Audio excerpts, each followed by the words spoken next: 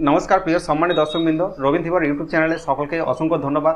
তো আমরা সকলেই জানি যে রোজভ্যালির যে টাকা, সেই টাকাটা আমাদের ফেরত দিচ্ছে, আর এই টাকাটা ফেরত পাওয়ার জন্য আমাদের অনলাইনে একটি অ্যাপ্লিকেশন করতে হচ্ছে।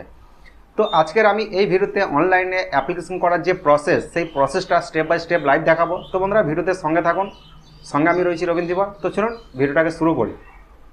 তো বন্ধুরা, কম্পিউটারে আসার পর আপনারা যে কোনো একটি ব্রাউজারকে ওপেন করবেন। তো আমি সাজেস্ট করবো যে ক্রোম ব্রাউজারটিকে ওপেন করতে, এবং গুগল সার্চ বারে লিখবেন রোজভ্যালি এডিসি, এটা লিখে সার্চ করবেন। এটা লিখে সার্চ করতে আপনার সামনে আরও একটি নতুন পেজ ওপেন হবে। তো দেখুন, এই পেজটা ওপেন হলো। তো এই পেজে দেখুন, সর্বপ্রথম যে লিঙ্কটি পাবেন, রোজভ্যালি অ্যাসেট ডিসপোজাল কমিটি, এই যে লিঙ্কটাকে দেখতে পাচ্ছেন, এই লিঙ্কে ক্লিক করবেন। এই লিঙ্কে ক্লিক করতেই আপনার সামনে আরও একটি নতুন পেজ ওপেন হবে। যদিও সার্ভার জাম থাকে, তাহলে এটা লোডিং হতে একটু সময় নেবে। তো দেখো, খুব তাড়াতাড়ি এটা খুলে গেছে। তো রোজভ্যালির যে টাকা, সেই টাকাটা ফেরত পাওয়ার জন্য যে আমাদের অনলাইন অ্যাপ্লিকেশন, এটাকে করার জন্য আপনাদের ডান দিকে দেখুন ইনভেস্টার আর আপলোড সার্টিফিকেট, এই যে দুটি অপশানকে দেখতে পাচ্ছেন, এই দুটি অপশান লাগবে টাকা ফেরতের জন্য। অ্যাপ্লিকেশন করার জন্য আমরা সর্বপ্রথম যে লিঙ্কে ক্লিক করব, সেটা হচ্ছে upload certificate. Upload certificate click করব। আপলোড সার্টিফিকেটে ক্লিক করতে আমাদের সামনে রোজভ্যালি টাকা ফেরত পাওয়ার জন্য যে অ্যাপ্লিকেশন ফর্ম, সেই ফর্মটা খুলে যাবে। তো দেখুন, এই ফর্মটা ওপেন হয়েছে। তো এই ফর্মটা আপনাকে step by step fill up করতে হবে, একদম নির্ভুলভাবে। তো প্রথমেই আমি একটা কথা বলে রাখি, দেখুন এখানে তিনটি অপশান রয়েছে। একটা হচ্ছে ইনভেস্টর, নমিনি এবং আদার্স। এই তিনটি জিনিস আগে মাথায় ঢোকাতে হবে, তারপরেই আপনাকে এটা অ্যাপ্লিকেশন করতে হবে। তো ইনভেস্টর হচ্ছে যিনি টাকাটা রেখেছিলেন, সেই ব্যক্তি যদি এখনো পর্যন্ত থেকে থাকেন, তাহলে তিনি ইনভেস্টর। আর যদি সেই ব্যক্তি কোনো কারণবশত না থেকে থাকে, তাহলে তার নামে যে নমিনি করে গেছে, সেই নমিনি, এই নমিনিতে ক্লিক করবে।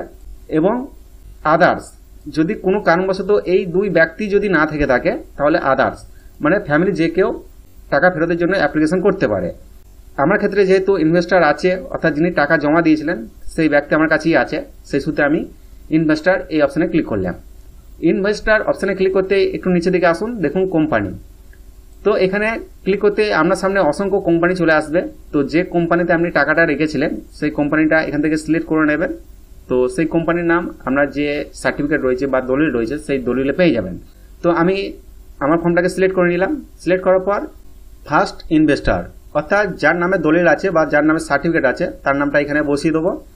তারপর ওনার যে এজ, সেটা আধার কার্ড দেখে বা ভোটার কার্ড দেখে বা যে কোনো আইডেন্টি প্রুফ দেখে তার এজটা এখানে বসিয়ে দেবো। এবং তিনি মেল না ফিমেল, সেটা বসিয়ে দেবো। এবং এখানে একটা ফোন নাম্বার দিয়ে দেবো সেই ব্যক্তির, এবং ভেরিফাই মোবাইল নম্বর, এই অপশানে ক্লিক করব। এই অপশানে ক্লিক করার পর নিচে দিকে চলে আসবেন আইডেন্টি টাইপ, অর্থাৎ আপনাকে একটা আইডেন্টি কার্ড দিতে হবে। এখানে পেয়ে যাবেন Aadhaar card, driving licence, PAN card, passport, voter card. তো এগুলোর মধ্যে আপনাকে যে কোনো একটি আপলোড করতে হবে। তো আমি আধার কার্ড সিলেক্ট করছি, এবং আধার যে নম্বর, সেই আধার নম্বরটা আপনাকে এখানে টাইপ করে দিতে হবে।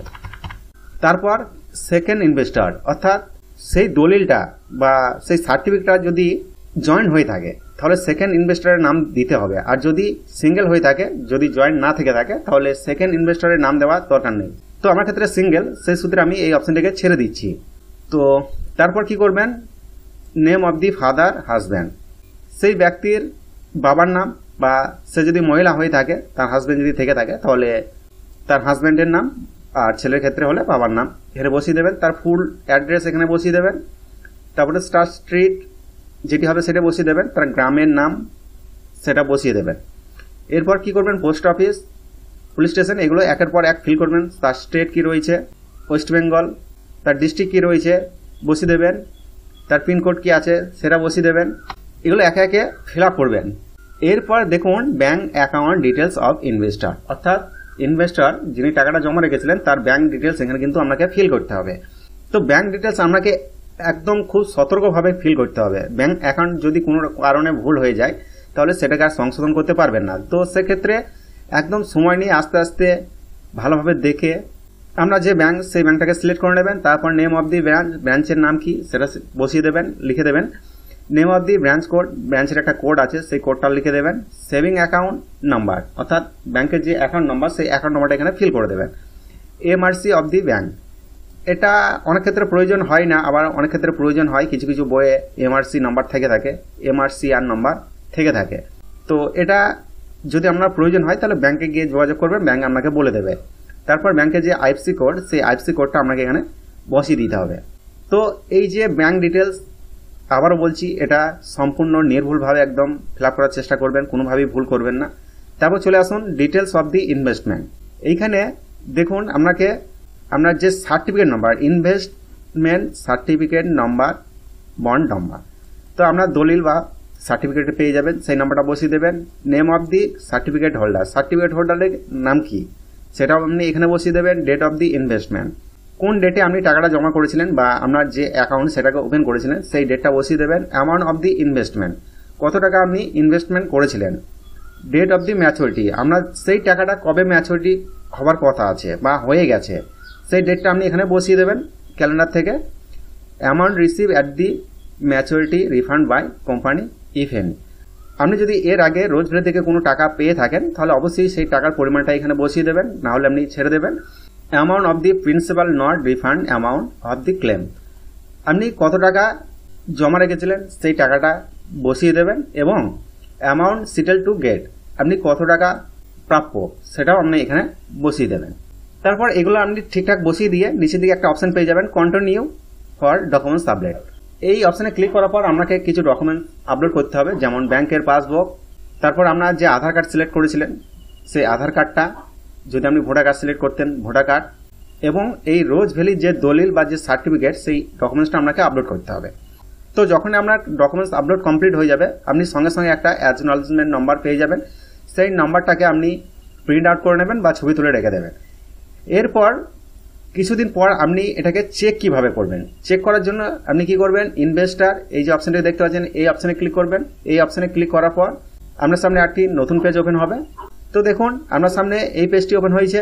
তো আপনি যে অ্যাকনলেজমেন্ট নাম্বারটা পেয়েছিলেন সেই নাম্বারটা এখানে ফিল করবেন।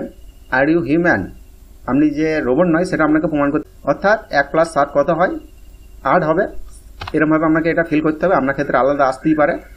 তো যাই হোক, এরপর ইনভেস্টার নাম, অর্থাৎ যার নামে অ্যাপ্লিকেশন করলেন সেই নামটা বসিয়ে দেবেন। সার্টিফিকেট যে নাম্বার সেটা বসিয়ে দেবেন। অ্যাকনলেজমেন্ট নাম্বার সেটা আপনি বসাবেন এখানে। ইনভেস্ট অ্যামাউন্ট, কত টাকা ইনভেস্ট করেছিলেন সেটা বসিয়ে দেবেন। তারপর আপনার যে স্ট্যাটাস সেই স্ট্যাটাসটা এখানে শো করবে। তো বন্ধুরা, এইভাবে আপনি রোজভ্যালি টাকা ফেরতের জন্য অ্যাপ্লিকেশন করতে পারবেন এবং অ্যাপ্লিকেশন করার পর তার যে স্ট্যাটাস সেটাও আপনি এভাবেই চেক করতে পারবেন।